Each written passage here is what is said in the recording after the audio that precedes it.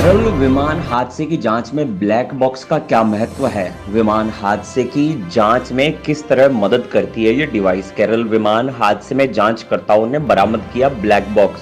हादसे के कारणों की जांच में जांच अधिकारियों को मिलेगी मदद।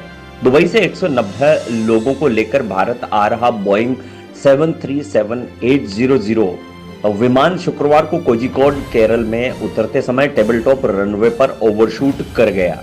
30 फीट गहरी खाई में गिरकर 2 टुकड़े हो गया। इस हादसे में 18 लोगों की मौत हो गई, कई घायल हो गए। जांच अधिकारियों को एयर इंडिया एक्सप्रेस फ्लाइट का ब्लैक बॉक्स मिल गया है। अब उसके सहारे ये जानने की कोशिश की जा रही है कि क्या हादसा था, क्यों हुआ, किन परिस्थितियों में हुआ, उस समय विमान की गति क्या थी, पायलट क्या बात कर रहे थे, क्या होता है ब्लैक बॉक्स, जानते हैं इसी इलेक्ट्रॉनिक डिवाइस के बारे में। ब्लैक बॉक्स का रंग काला नहीं बल्कि ऑरेंज होता है। ये स्टील या टाइटेनियम से बनी इलेक्ट्रॉनिक रिकॉर्डिंग डिवाइस है जो विमान के क्रैश होने पर जांचकर्ताओं को उसकी वजह जानने में मदद करती है। ब्लैक बॉक्स को फ्लाइट रिकॉर्डर भी कहते हैं। ये 2 तरीके के होते हैं, एफडीआर और CVR. FDR flight data recorder है जबकि सीवीआर कॉकपिट वॉइस रिकॉर्डर है। दोनों डिवाइसों को मिलाकर एक जूते के डिब्बे के आकार की यूनिट होती है। एफडीआर हवा की स्पीड, ऊंचाई, ऊपर जाने की स्पीड और फ्यूल फ्लो जैसी करीब 80 गतिविधियों को प्रति सेकंड रिकॉर्ड करता है। इसमें 25 घंटे का डाटा रिकॉर्डिंग स्टोरेज रहता है। सीवीआर कॉकपिट की आवाजें रिकॉर्ड करता है, पायलटों की आपसी बातचीत, उनकी एयर ट्रैफिक कंट्रोलर से हुई बातचीत को रिकॉर्ड करता है। साथ ही स्विच और इंजन की आवाज भी इसमें रिकॉर्ड होती है। ब्लैक बॉक्स की जरूरत क्यों पड़ी? द्वितीय विश्व युद्ध के दौरान ब्रिटिश कॉम्बैट एयरक्राफ्ट में रेडियो, रडार और इलेक्ट्रॉनिक नेविगेशनल टूल्स के साथ इस बॉक्स का जन्म हुआ। उस समय तक प्लेन क्रैश के मामलों में जांचकर्ताओं को कुछ भी हाथ नहीं लगता था।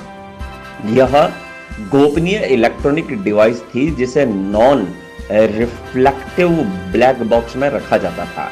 बाद में इसने 2 ऑरेंज डिब्बों की शक्ल ले ली ताकि दुर्घटना होने पर जल्द से जल्द इन्हें खोजा जा सके। शुरुआती दिनों में रिकॉर्डर के तौर पर मेटल स्ट्रिप का इस्तेमाल होता था जो आगे चलकर मैग्नेटिक स्ट्रिप और फिर सॉलिड स्टेट मेमोरी चिप्स बन गई। ब्लैक बॉक्स किसी भी कमर्शियल फ्लाइट और कॉर्पोरेट जेट में अनिवार्य होता है।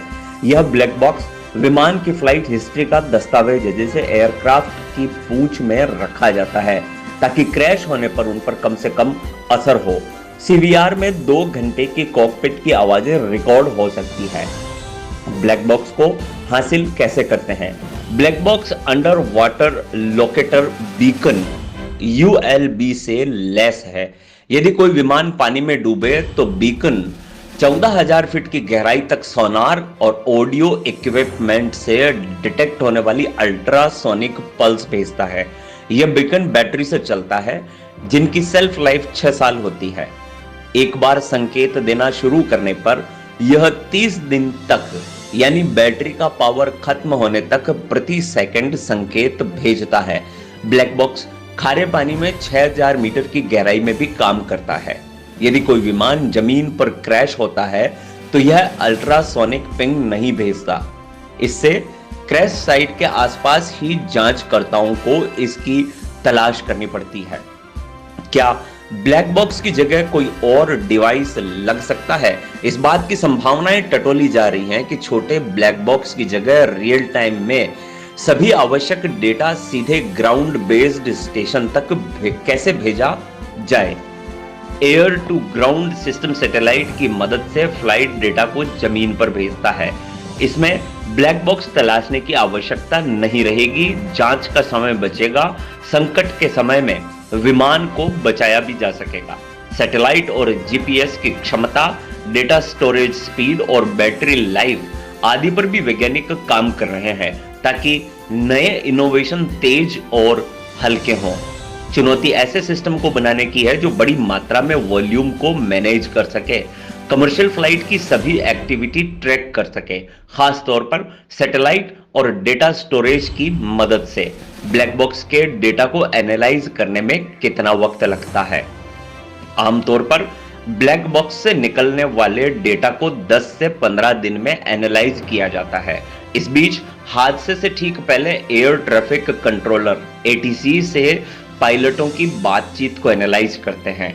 जांच अधिकारियों को यह समझने में मदद करता है कि क्या पायलटों को पता था कि विमान हादसे की ओर बढ़ रहा है। यह भी समझ आ रहा है कि विमान को काबू करने में क्या उन्हें दिक्कत हुई। इसके अलावा जांच अधिकारी एयरपोर्ट पर अलग अलग डेटा रिकॉर्डर को भी देखते हैं। यह रनवे पर टच डाउन के पॉइंट और इस समय विमान की स्पीड को बताते हैं।